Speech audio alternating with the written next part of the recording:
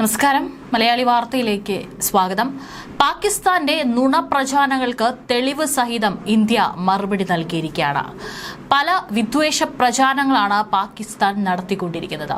പാകിസ്ഥാന്റെ social media പേജുകളിലടക്കം പഴയ പല വീഡിയോകളും കുത്തിപ്പൊക്കി അത് ഇന്ത്യയിൽ സംഭവിച്ചതാണ്. ഇന്ത്യയുടെ ആ വിമാനത്തെ വെടിവെച്ചിട്ടു, ഇന്ത്യയുടെ ഇവിടെ നിന്നുള്ള 2 പൈലറ്റുമാരെ പിടിച്ചു തുടങ്ങിയിട്ടുള്ള വ്യാജ വാർത്തകളാണ്, അല്ലെങ്കിൽ അത്തരത്തിലൊരു പ്രൊപ്പഗണ്ടയാണ് പാകിസ്ഥാൻ പരത്തിക്കൊണ്ടിരിക്കുന്നത്. എന്നാൽ അതിന് കൃത്യമായി തന്നെ ഇന്ത്യ തെളിവുകൾ നിരത്തി ഇപ്പോൾ അത് തെളിയിച്ചിരിക്കുകയാണ്. വിദേശകാര്യ മന്ത്രാലയത്തിന്റെയും സൈനിക ഉദ്യോഗസ്ഥരുടെയും സംയുക്ത വാർത്താ സമ്മേളനത്തിലാണ് ഇന്ത്യ ഇക്കാര്യം വ്യക്തമാക്കിയത്. ഇന്ത്യയിലെ വ്യോമതാവളങ്ങൾ സുരക്ഷിതമാണെന്നും ബ്രഹ്മോസ് സംവിധാനം തകർത്തുവെന്ന പാക് അവകാശവാദം നുണയാണെന്നും കേണൽ സോഫിയ ഖുറേഷിയാണ് അറിയിച്ചിരിക്കുന്നത്. ഇത് തെളിയിക്കുന്ന വീഡിയോ ദൃശ്യങ്ങളും സേന പ്രദർശിപ്പിച്ചു കഴിഞ്ഞു. കഴിഞ്ഞ ദിവസങ്ങളിൽ ഇന്ത്യയിലെ 26 കേന്ദ്രങ്ങൾ ലക്ഷ്യമിട്ട് പാകിസ്ഥാൻ 300 മുതൽ 400 വരെ ഡ്രോണുകൾ വിക്ഷേപിച്ചിരുന്നു. ഇവയെല്ലാം തന്നെ തുർക്കി നിർമ്മിതമാണെന്നും ഇന്ത്യ സ്ഥിരീകരിച്ചിട്ടുണ്ട്. നമ്മുടെ വ്യോമ പ്രതിരോധ സംവിധാനങ്ങൾ തകർക്കാനും രഹസ്യ വിവരങ്ങൾ ശേഖരിക്കുന്നതിനുമാണ് ഇത്രയും വലിയ തോതിലുള്ള വ്യോമാക്രമണങ്ങളുടെ ഉദ്ദേശം. അവശിഷ്ടങ്ങളെക്കുറിച്ച് ഫോറൻസിക് അന്വേഷണം നടന്നുകൊണ്ടിരിക്കുകയാണ്. പ്രാഥമിക റിപ്പോർട്ടുകൾ സൂചിപ്പിക്കുന്നത് ഡ്രോണുകൾ തുർക്കി നിർമ്മിത അസിസ്ഗാഡ് സോങ്കാർ മോഡലുകളാണെന്നാണ് കേണൽ സോഫിയ ഖുറേഷി പറഞ്ഞിരിക്കുന്നത്. പാകിസ്ഥാൻ ഡ്രോണുകളെ തടഞ്ഞു നശിപ്പിക്കാൻ ഇന്ത്യ കൈനറ്റിക്, നോൺ കൈനറ്റിക് സാങ്കേതിക വിദ്യകൾ ഉപയോഗിച്ചിട്ടുണ്ട്. ബത്തിൻ ആർമി പോസ്റ്റ് ലക്ഷ്യമിടാനുള്ള പാകിസ്ഥാൻ ശ്രമവും ഇന്ത്യൻ സൈന്യം വിജയകരമായി പരാജയപ്പെടുത്തിയതായി കേണൽ സോഫിയ ഖുറേഷി പറഞ്ഞു. യാത്രാ വിമാനങ്ങളെ മറയാക്കിയും പാകിസ്ഥാൻ ആക്രമണം നടത്തുന്നുണ്ടെന്നും വിംഗ് കമാൻഡർ വ്യോമിക സിംഗ് പറഞ്ഞു.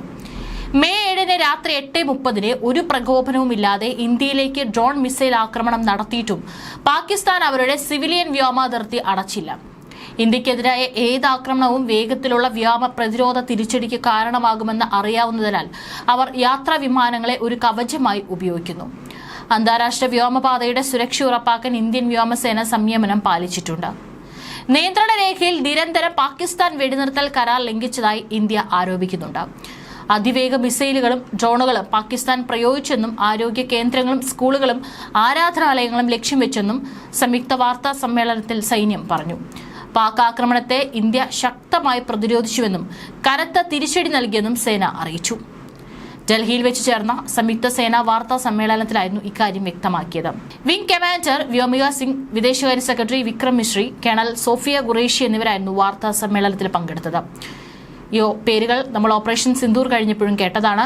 ആദ്യഘട്ടത്തിലും എവിടെയൊക്കെയാണ് അറ്റാക്ക് നടത്തിയിട്ടുള്ളത് എന്നതിനെ കുറിച്ചിട്ടുള്ള ബ്രീഫിംഗ് നടത്തിയതും ഇതേ ഉദ്യോഗസ്ഥർ തന്നെയായിരുന്നു. വെടിനിർത്തൽ കരാർ തുടർച്ചയായി പാകിസ്ഥാൻ ലംഘിച്ചുകൊണ്ടിരിക്കുകയാണ്. ഇന്ത്യ കനത്ത തിരിച്ചടി നൽകിയിരിക്കുകയാണ് പാകിസ്ഥാനെ. പാകിസ്ഥാന്റെ വ്യോമാക്രമണ ശ്രമം ഇന്ത്യ തകർത്തു. യാത്രാ വിമാനങ്ങളെ മറയാക്കി ആക്രമണത്തിന് ശ്രമിച്ചെങ്കിലും അതും ഇന്ത്യ തകർത്തു. ഇതിന്റെ തെളിവുകളുണ്ട്. തുടരെ ജനവാസ മേഖലകളിലേക്കാണ് പാക് ലക്ഷ്യം വെക്കുന്നത്. ഇന്ത്യയിൽ 26-ലധികം പ്രദേശങ്ങൾക്ക് നേരെ ആക്രമണം നടത്തി. അതിനെയെല്ലാം സേന തടഞ്ഞു. ഇന്ത്യയുടെ വ്യോമസേന താവളങ്ങൾ സുരക്ഷിതമാണെന്നും സേന വാർത്താ സമ്മേളനത്തിൽ അറിയിച്ചു. പടിഞ്ഞാറെ അതിർത്തികളിൽ പാകിസ്ഥാൻ നിരന്തരം ആക്രമണം നടത്തുകയാണ്. ഡ്രോണുകൾ, ദീർഘദൂര ആയുധങ്ങൾ, യുദ്ധവിമാനങ്ങൾ അടക്കമുള്ളവ ഉപയോഗിച്ച് ഇന്ത്യൻ സൈനിക കേന്ദ്രങ്ങൾ തകർക്കാൻ പാകിസ്ഥാൻ ശ്രമിച്ചു. നിരവധി ആക്രമണങ്ങളെ ഇന്ത്യ നിർവീര്യമാക്കി. 26-ലധികം സ്ഥലങ്ങളിൽ നുഴഞ്ഞുകയറാൻ ശ്രമിച്ചു. ഉധംപൂർ, ഭുജ്, പത്താൻകോട്ട്, ബറ്റിൻഡ തുടങ്ങിയ വ്യോമതാവളങ്ങളിലെ ഉപകരണങ്ങൾ പാക് ആക്രമണത്തിൽ കേടുപാട് പറ്റി. കഴിഞ്ഞ ദിവസം രാത്രി 1:40 അതിവേഗ മിസൈലുകളാണ് പാകിസ്ഥാൻ ഉപയോഗിച്ചത്. പഞ്ചാബ് വിമാനത്താവളമായിരുന്നു ലക്ഷ്യം. ആരോഗ്യ കേന്ദ്രങ്ങളും സ്കൂളുകളും അവർ ആക്രമിച്ചെന്ന് കേണൽ സോഫിയ ഖുറേഷി വാർത്താ സമ്മേളനത്തിൽ പറഞ്ഞു. പാക് സൈന്യം ഇന്ത്യ ലക്ഷ്യം വെച്ച് നീങ്ങുന്നതായി ശ്രദ്ധയിൽപ്പെട്ടിട്ടുണ്ട്. ഇത് കൂടുതൽ ആക്രമണം ലക്ഷ്യം വെച്ചുള്ളതാണെന്നും സൂചിപ്പിക്കുന്നു. ഇന്ത്യൻ സായുധ സേന സർവ്വസജ്ജമാണ്. ശത്രുക്കളുടെ എല്ലാ നടപടികളും ഫലപ്രദമായി ചെറുക്കുകയും കൃത്യമായി തിരിച്ചടിക്കുകയും ചെയ്തിട്ടുണ്ടെന്നും വിംഗ് കമാൻഡർ വ്യോമിക സിംഗ് പറഞ്ഞു. സാധാരണക്കാരെ ലക്ഷ്യം വെക്കുന്ന ഭീരുത്വപരമായ നീക്കമാണ് പാകിസ്ഥാൻ നടത്തിയതെന്നും ഇന്ത്യയുടെ വ്യോമ പ്രതിരോധ സംവിധാനം ഉൾപ്പെടെ തകർത്തുവെന്ന് വ്യാജ പ്രചാരണം നടത്തിയെന്നും വിദേശകാര്യ secretary Vikram Misri, wing commander Vyomika Singh, colonel Sofiya Qureshi എന്നിവർ വാർത്താ സമ്മേളനത്തിൽ വ്യക്തമാക്കി. തീർത്തും പരിതാപകരവും ഭീരുത്വപരവുമായ നീക്കത്തിലൂടെ പാകിസ്ഥാൻ ശ്രീനഗറിലെയും അവന്തിപൂരിലെയും ഉധംപൂരിലെയും ആശുപത്രികളും സ്കൂൾ പരിസരങ്ങൾ ഉൾപ്പെടെ ജനവാസ കേന്ദ്രങ്ങളിലേക്കാണ് ആക്രമണം അഴിച്ചുവിട്ടത്. ദ്രുതഗതിയിൽ സൈനിക കേന്ദ്രങ്ങളെ മാത്രം ലക്ഷ്യം വെച്ച് ഇന്ത്യൻ സൈന്യം ഇതിന് തിരിച്ചടി നൽകി. വ്യാജ പ്രചാരണങ്ങൾ പ്രചരിപ്പിക്കുന്ന രീതിയും പാകിസ്ഥാൻ തുടരുകയാണ്.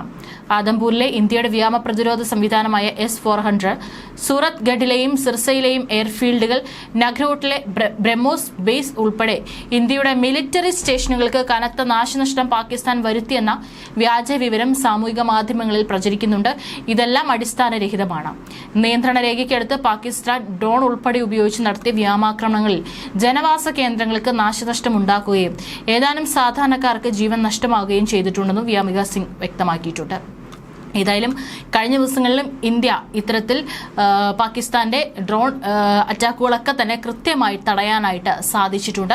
അതിന് തെളിവ് സഹിതമാണ് ഇന്ത്യ ഇന്ന് മറുപടി നൽകിയിട്ടുള്ളത്. മാത്രമല്ല, ഇത്തരത്തിൽ വ്യാജ പ്രചരണങ്ങൾ പ്രചരിപ്പിക്കുന്നതിനെതിരെയും ഇന്ത്യ തെളിവുമായി രംഗത്തെത്തിയിരിക്കുകയാണ്.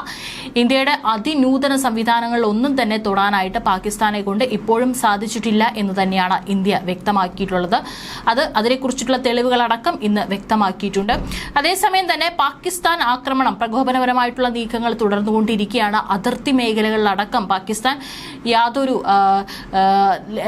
നിയമലംഘനങ്ങൾ നടത്തിക്കൊണ്ടാണ് ഇപ്പോൾ വെടിവെപ്പ് അവിടെ തുടർന്നുകൊണ്ടിരിക്കുന്നത്.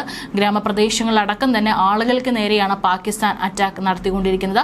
ഇപ്പോഴും ഇന്ത്യ അവിടുത്തെ പാകിസ്ഥാനുള്ള സാധാരണക്കാരെ ലക്ഷ്യമിട്ടിട്ട് ഒരു നീക്കം പോലും നടത്തിയിട്ടില്ലെങ്കിൽ പാകിസ്ഥാൻ നേരെ തിരിച്ചാണ് ഇന്ത്യക്കെതിരെ ഇപ്പോൾ നടത്തിക്കൊണ്ടിരിക്കുന്നത്. ഇന്ത്യയുമായി സംഘർഷത്തിൽ ഏർപ്പെട്ട ശേഷം രാജ്യത്തിന്റെ ആണവ ശേഖരത്തിന് മേൽനോട്ടം വഹിക്കുന്ന ഉന്നത സൈനിക സിവിലിയൻ സമിതിയുടെ യോഗം നിശ്ചയിച്ചിട്ടില്ലെന്നും പാകിസ്ഥാൻ പ്രതിരോധ മന്ത്രി ഖ്വാജ ആസിഫ്. ഇത്തരത്തിലൊരു ഉന്നതതല യോഗം പാക് പ്രധാനമന്ത്രി ഷഹബാസ് ഷെരീഫ് വിളിച്ചതായി നേരത്തെ അവരുടെ സൈന്യം പറഞ്ഞിരുന്നു.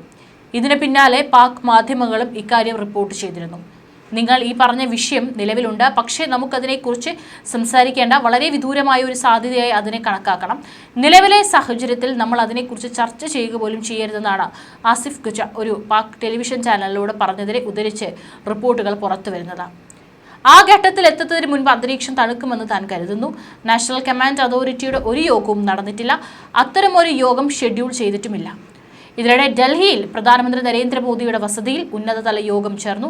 പ്രതിരോധ മന്ത്രി രാജ്നാഥ് സിംഗ്, ദേശീയ സുരക്ഷാ ഉപദേഷ്ടാവ് അജിത് ഡോവൽ, സംയുക്ത സേനാ മേധാവിയും സേനാ തലവന്മാരും യോഗത്തിൽ പങ്കെടുത്തു. ഇന്ത്യയിലെ 26 സ്ഥലങ്ങൾക്ക് നേരെ പാകിസ്ഥാൻ നടത്തിയ ആക്രമണത്തിന് മറുപടിയായി ശനിയാഴ്ച പുലർച്ചെ പാകിസ്ഥാനിലെ 4 വ്യോമതാവളങ്ങളിലടക്കം ഇന്ത്യ നടത്തിയ ആക്രമണത്തിന് ശേഷമാണ് ഉന്നതതല യോഗം ചേർന്നിരിക്കുന്നത്.